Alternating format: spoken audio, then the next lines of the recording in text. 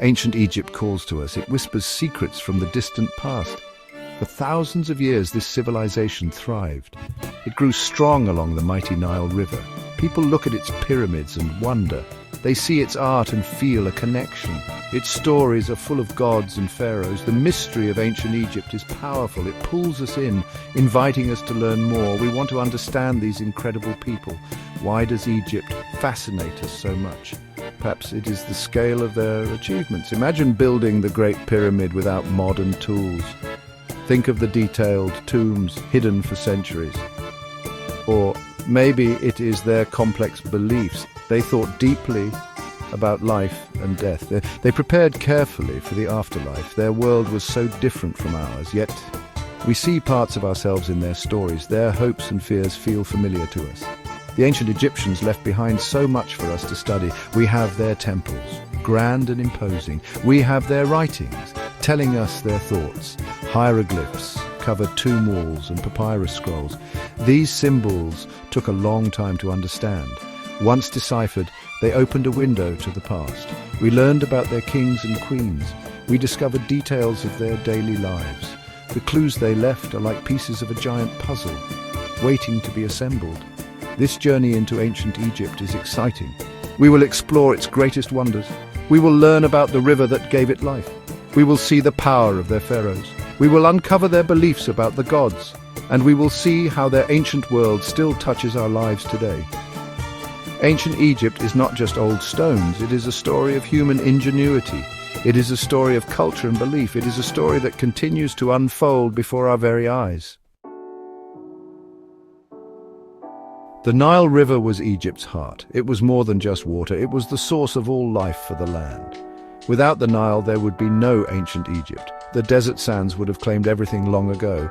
This mighty river flows from south to north. It carves a green path through the dry land. This fertile strip was where people lived and prospered. They depended on the river for everything they needed to survive. It shaped their world and their beliefs profoundly.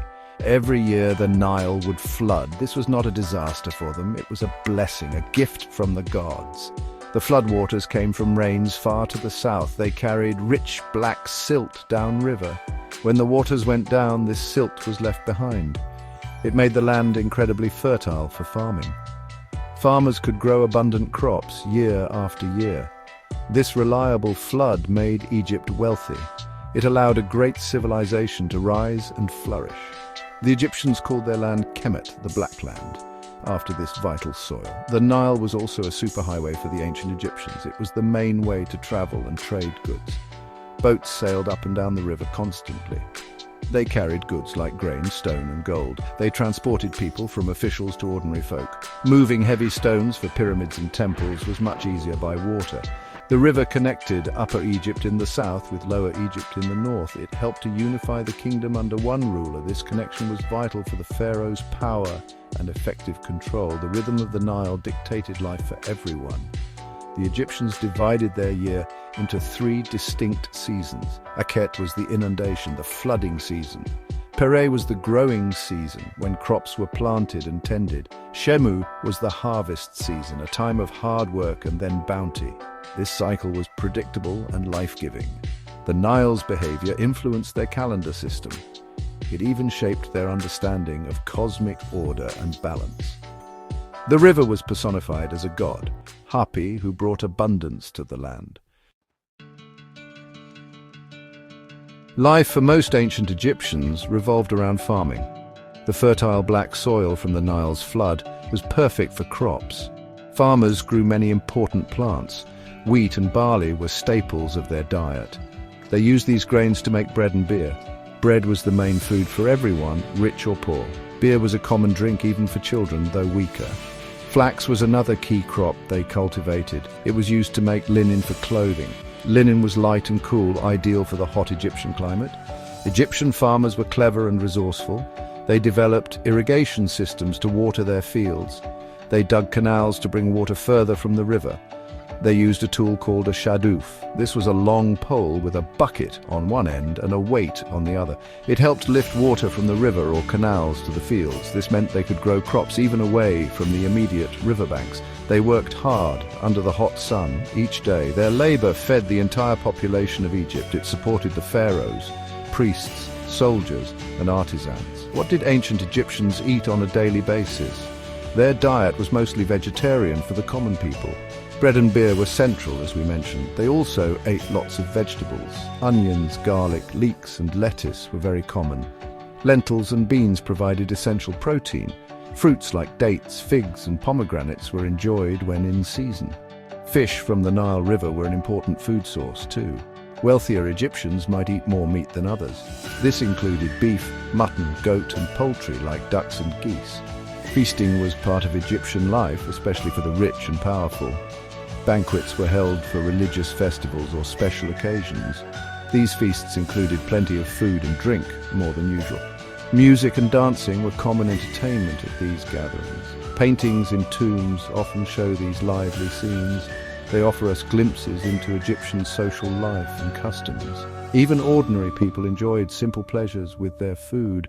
A good harvest meant enough food for their families to eat well. This connection to the land and its bounty was fundamental to their existence. The pyramids are Egypt's most famous monuments. They stand tall and proud against the desert sky. They make us feel small and amazed by their sheer size. The most famous are the pyramids of Giza. These were built for pharaohs like Khufu, Khafre, and Menkaure. They were not just buildings or ordinary tombs. They were tombs designed as houses for eternity. Pharaohs believed they became gods after death. Their pyramids were machines for this important transformation. They were designed to protect the pharaoh's body and his treasures. Building a pyramid was a massive project.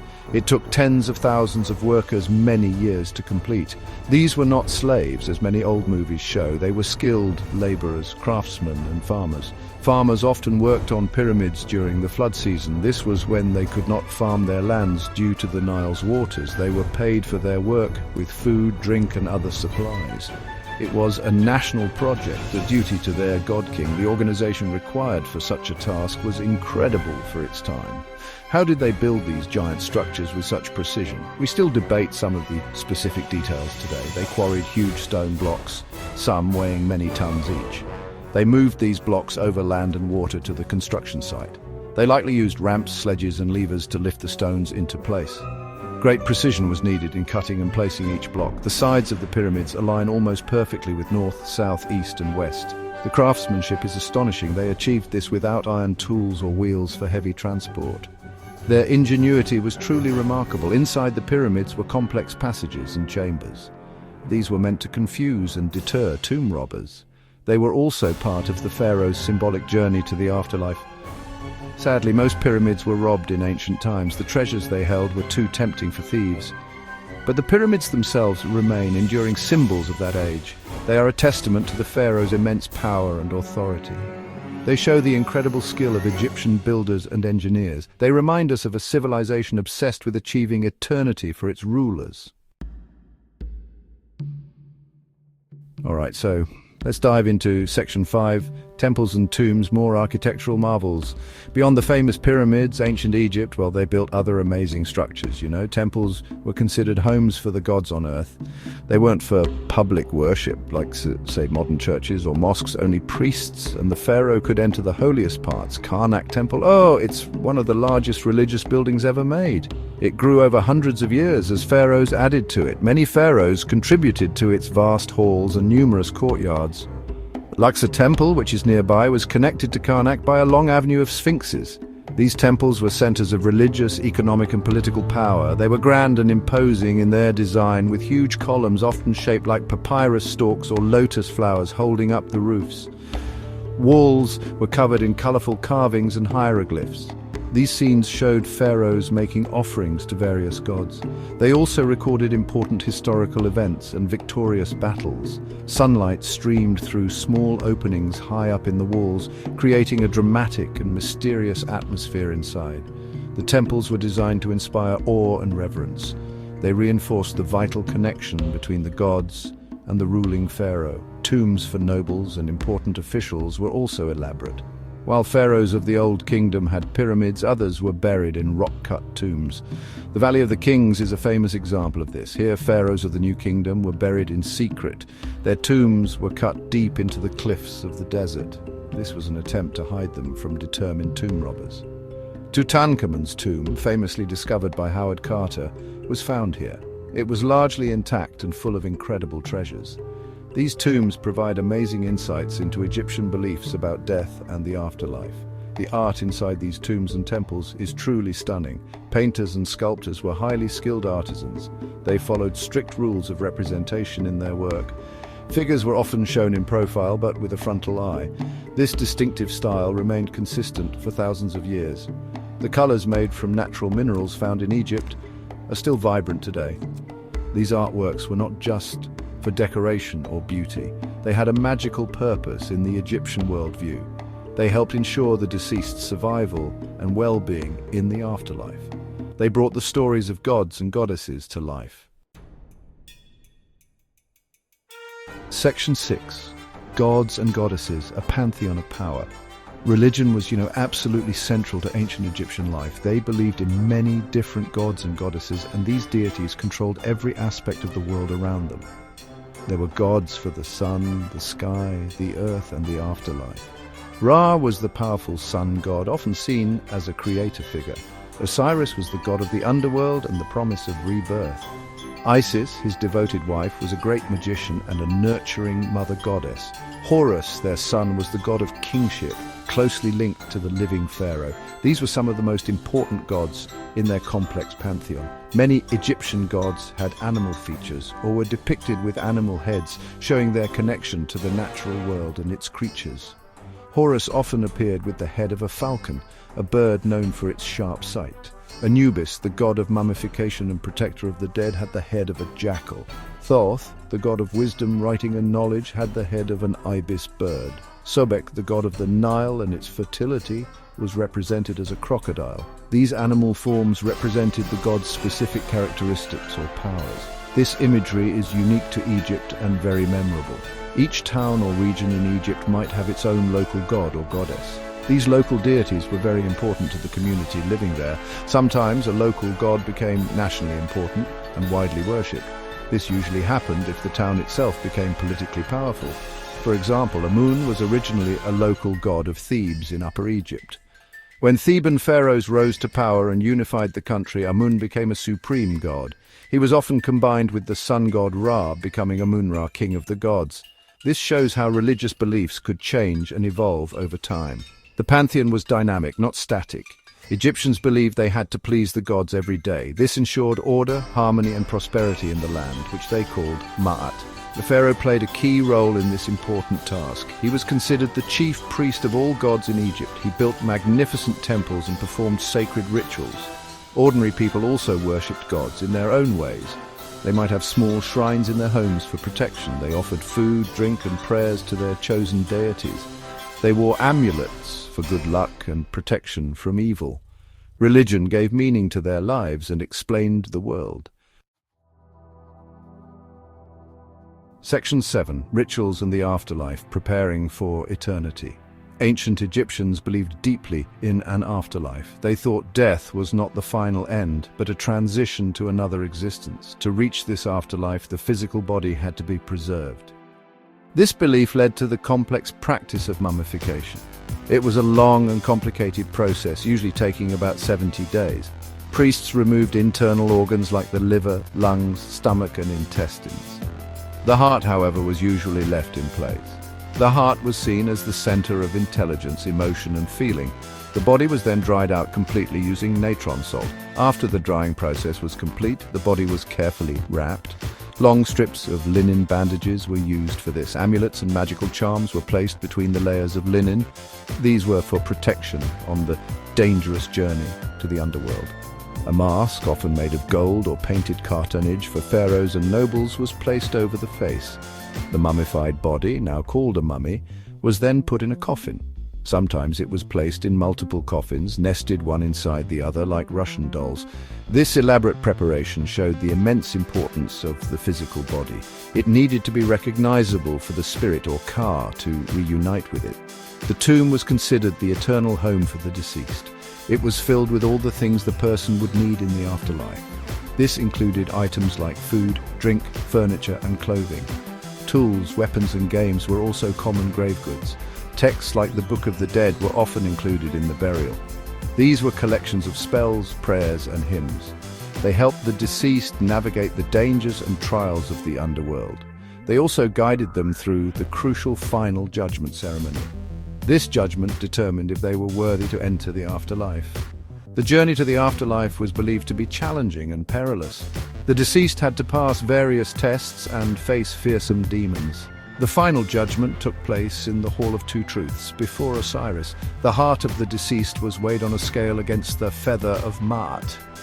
Maat represented truth, justice, order, and righteousness. If the heart was lighter than the feather, it meant the person was pure and had lived a good life. They could then enter the paradise of the Field of Reeds. If the heart was heavy with sin, it was devoured by a terrifying monster called Amit. This meant eternal oblivion, a second death. This belief encouraged ethical behavior in life. Section 8. Pharaohs and Society, the Order of Ancient Egypt. At the very top of Egyptian society was the pharaoh. The pharaoh was much more than just a king or ruler. He was considered a living god on earth. He was the essential link between the people and the gods. He was responsible for maintaining Ma'at, or cosmic order and balance. This meant ensuring justice, peace, and prosperity throughout the land of Egypt. The pharaoh theoretically owned all the land in Egypt. He commanded the army and made all the important laws. His power was absolute, at least in theory and ideology. He was the central figure of the state and religion. Below the pharaoh were powerful officials and priests who helped run the country. The vizier was the pharaoh's chief minister, his right-hand man. He was like a prime minister, overseeing the government day to day.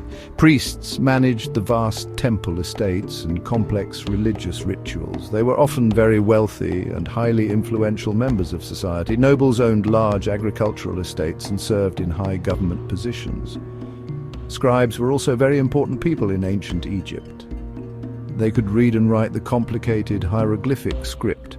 They kept records, wrote letters, and managed all aspects of administration.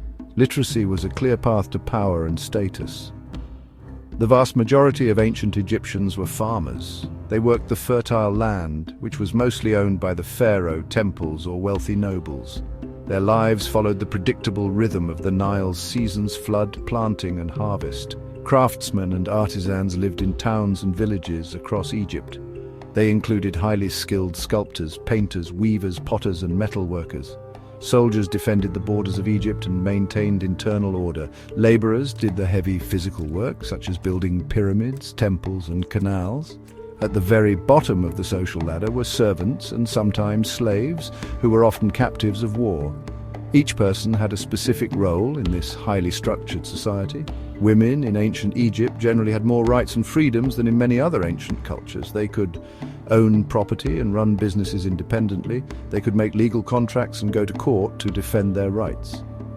Some Egyptian women became very powerful figures in their own right. Hatshepsut, for example, ruled as a female pharaoh for many years. Queens like Nefertiti and Nefertari held significant influence and status. However, most women's lives still focused on the home and family. They raised children and managed the household. Their work was vital for the functioning of society, even if it was often less public than men's roles. Section 9. Echoes in Time, Egypt's Legacy Today. Ancient Egypt's influence stretches across thousands of years of history. It has touched many parts of our modern world in surprising ways. Their system of writing hieroglyphs was a major intellectual achievement. It allowed them to record their history, religion, and daily life. This idea of writing, of capturing speech in symbols, inspired other scripts. Their understanding of mathematics was impressive for their time. They used geometry to build their massive pyramids and precisely survey land after the Nile's flood. They developed a decimal system for counting. These skills were practical and necessary for their ambitious state projects. Egyptian medicine was quite advanced for its time. Doctors, or SDNW, understood some things about the human body and its ailments. They could set broken bones and perform some simple surgical procedures. They used a wide variety of herbal remedies to treat illnesses. Some of their extensive medical knowledge was recorded on papyrus scrolls. While often mixed with magical spells and incantations, it laid some groundwork for later medical practices. They also developed a calendar system very similar to the one we use today. It had 365 days and was divided into 12 months. This helped them track the Nile's flood and plan agricultural seasons accurately. Their art and architecture continue to inspire awe and wonder. The sheer grandeur of the pyramids and temples is still breathtaking. Egyptian motifs like sphinxes, obelisks, and lotus flowers appear in art and design worldwide. Their use of massive columns and monumental scale influenced later Greek and Roman architecture. The fascinating stories of their gods, goddesses, and pharaohs are retold in books, films, and games. Mummies and ancient tombs capture our collective imagination.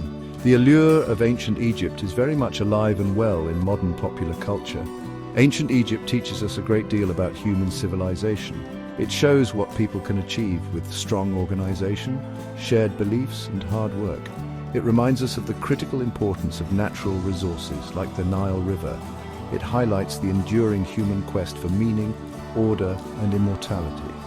Archaeologists continue to make new discoveries in the sands of Egypt. Each find adds another piece to the vast puzzle of this ancient culture. The legacy of ancient Egypt is not just confined to museums, it is in the foundations of many ideas and practices we often take for granted. Their ancient light still shines brightly today.